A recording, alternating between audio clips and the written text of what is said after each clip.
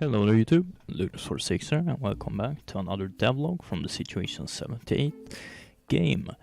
Here I'm going for a new kind of concept where I show you a bit more how I'm working in Unity and here in Visual Studio. And today we're changing how the swing animations and how we pick up things. So before I was shooting a raycast, as you can see here on the image I'm showing right now, that the player is shooting a ray, and if it's hitted or if it struck a stone or a log, it will call back that it got hit and take down the health. And now I've changed it so the axe has a collider box on top of it, that like tip. And if that hits the stone or the tree for that matter, it will take down itself basically, as you can see here in the video I'm demonstrating.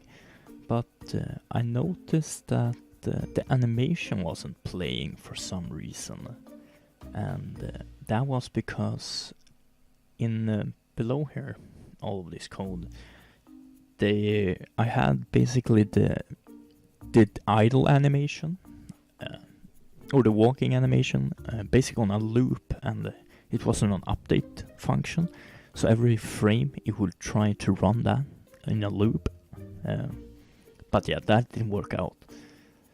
So later I'm changing it here in the code, and if you haven't figured out, this is after, this is not live talking or whatever you call it, don't remember. It's basically when I voice over what I've already recorded, because my keyboard is extremely loud since I've upgraded. I can give you a little demonstration here. Oh, well, now you just hear the Windows things, but it's the Razer keyboard and it's some green keys and it's super loud and it's terrible to record on. So it's easier for me to record and then just talk over it, as with the other devlogs. But here I'm tidying up some code, rewriting some of the comments. I try to always write comments when I can, because it's easier to reference things when there's comments and you can understand what you were thinking, and even if it's obvious, you should always write comments, it helps you. Here I'm trying to find out a way to check if a animation is already playing, and if you could overwrite it somehow by playing a new animation. And how to overwrite this is just the .play feature from the animations, but it wasn't really doing what I wanted. So the thing I was trying here was that if you, for instance, was walking around a tree and chopping it, instead of cutting off the animation from swinging, it would run that from start to finish and then go back to idling. But that doesn't make sense either, kind of, because in a realistic world you would walk around the tree and swing and it would have both animations. But yeah, that's just a pain.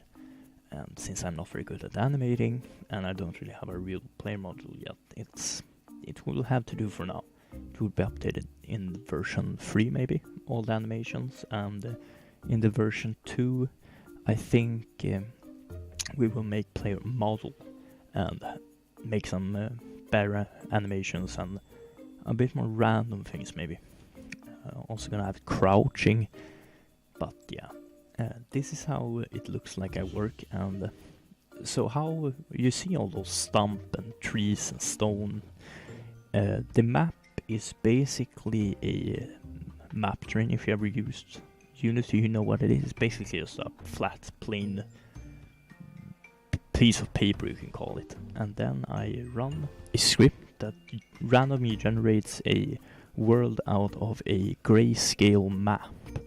And what that script does is that it adds mountain and terrain and all of that, and then on top of that script I add the stone and the stumps at the moment, aka the logs, because inside of Unity there is this terrain feature, but it's absolutely shit, to be honest. Because if you add a tree onto the terrain, it doesn't come out as a prefab. It comes out like, I don't even know what it is, but you can't like interact with it unless you like or during runtime. So when you're playing the game, you get all the things that's on the terrain, like the trees you put in through the terrain tool, and then you have to make prefabs out of them. And it's just a huge killer for FPS. And I'm not really even sure how I would do that, as I would have to look into it, but it's using the terrain and it's just terrible. And that's why I think Unreal Engine might be better, but I've learned the Unity and that's the way. And here I've also added the new feature where I've blending the skyboxes, as you will see here. So it's day turning night and it turns to nighttime with the skybox. Really like how, I really love how it turned out. But as you can see here, it's raining, and I'm gonna add more skyboxes, like a cloudy one for when it's raining, and a more darker when it's snow, as you can see. And here's also the save feature, so I save there, and if we press escape and load, it will take us back to the old original position and load all the data from the data we're picking. In the description there's a link through to my Trello page for the game, and here is where I update and keep track on what I'm doing for the game, as you can go back there and yeah, basically see what I'm doing.